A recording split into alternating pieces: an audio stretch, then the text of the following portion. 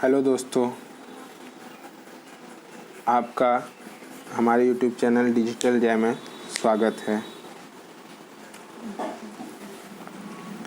जैसा कि आप स्क्रीन पर देख रहे हैं कि अब देश में 3 वैक्सीन उपलब्ध हो चुकी हैं। तीनों में से आप कोई भी वैक्सीन लगवा सकते हैं। तीनों वैक्सीन कोरोना से हमें एक सुरक्षा कवच प्रदान करती हैं। तीनों वैक्सीन का नाम, पहली वैक्सीन है कोवैक्सीन जो ICMR और भारत बायोटेक ने बनाई है। दूसरी वैक्सीन का नाम कोविशील्ड है जो ऑक्सफोर्ड यूनिवर्सिटी, एस्ट्राजेनेका और भारत की कंपनी सीरम इंस्टीट्यूट ने मिलकर निर्माण किया है। और तीसरी वैक्सीन है स्पुतनिक 5 जो रूस में बनी है और भारत में डॉक्टर रेड्डीज लैब मिलकर इसका निर्माण करेंगी। डॉक्टर्स जो इन तीनों वैक्सीन के लिए बता रहे हैं कि डॉक्टर्स कहना है कोरोना संक्रमण रोकने के लिए टीका ही जो है सर्वप्रथम प्रभावी उपाय है। आज की परिस्थिति को देखते हुए एक कोविशील्ड, कोवैक्सीन और अब रूसी वैक्सीन भी आ गई हैं, इसलिए किसी को भी दुविधा न हो, इसलिए हम आज आपके सामने तीनों के बारे में बताने के लिए आए हैं। पहला चीज़, जैसे लोग कोवैक्सीन लगवाने से डर रहे हैं तो उनमें कोवैक्सीन का जो साइड इफ़ेक्ट क्या है इसके बारे में हम आपसे बात कर लेते हैं। सबसे पहले कि जो वैक्सीन लगवा रहे हैं तो उसमें हल्का दर्द, सूजन, बुखार, सर्दी, जुखाम, सिर दर्द और हाथों पैरों में हल्का दर्द हो सकता है।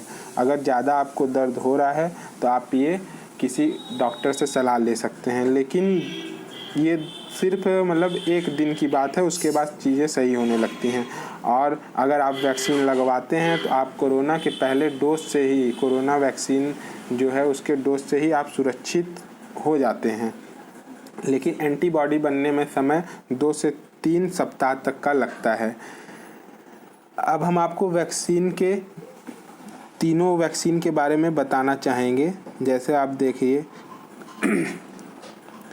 जो भारत की कोवैक्सीन है उसको कंपनी है ICMR, भारत बायोटेक ने कोवैक्सीन की निर्माता है।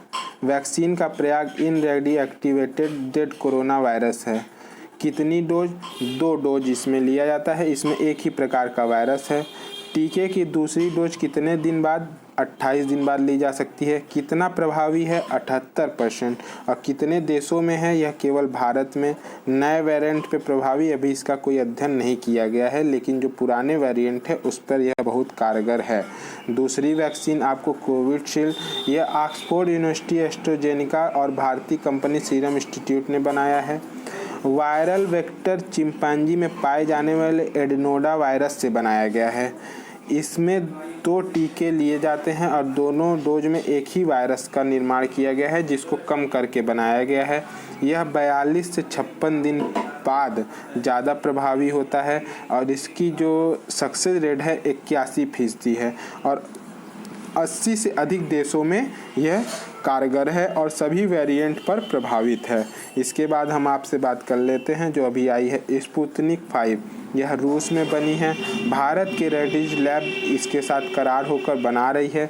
वायरल वेक्टर, इसमें 2 अलग अलग वायरस का निर्माण किया गया है, इसलिए इसके जो दोनों डोज हैं अलग अलग है, क्योंकि पहले डोज में भी एक अलग वायरस है और दूसरे डोज में भी अलग वायरस है, इसलिए 2 अलग अलग वायरस को लगवाना, दोनों डोज को लगवाना ज़रूरी है।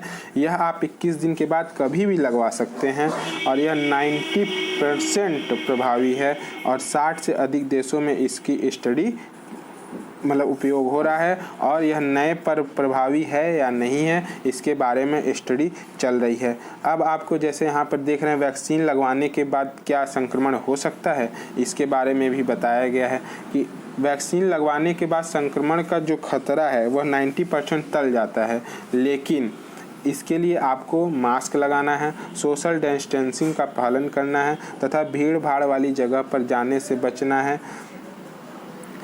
ICMR के अनुसार 10,000 में से केवल 2 और 4 ही लोग दोबारा संक्रमित हुए हैं, इसलिए वैक्सीन लेने के बाद जान का खतरा नहीं रहता है। और ऐसे कौन लोग हैं जो वैक्सीन न लगवाएं? जिन्हें किसी प्रकार के फूड या दवाइयों से एलर्जी है, पहले डोज में गंभीर लक्षण आ चुके हैं वे लोग डॉक्टर की सलाह से ही टीका लें। गर्भवती महिलाएं वो टीका न लगवाएं और ऐसे लोग जो एंटीबॉडी या प्लाज्मा थेरेपी ले चुके हैं वो भी इन वैक्सीन से बचने की कोशिश करें। धन्यवाद दोस्तों।